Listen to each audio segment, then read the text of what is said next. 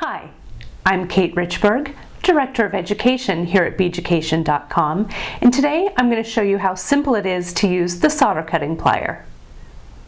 The solder cutting plier is a really essential tool to use when you're cutting solder wire. It sizes the solder wire just perfectly when it cuts, so your solder wire isn't too big or too small, but it's perfect every time.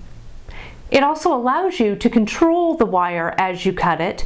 If you're cutting the solder wire with, let's say, a simple pair of wire cutters, that little piece of wire that you're cutting off has a tendency to fly off and get lost really quickly. With this solder cutting plier, the cut that you make stays contained.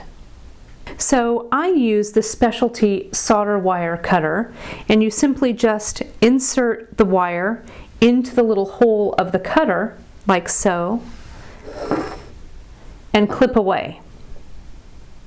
I clip right into a little bowl so it contains the pieces of wire and keeps them from flying all over the place, as well as when you use this solder cutting plier, it gives you a piece of solder that's about 2 millimeters in length, which is the perfect size for soldering.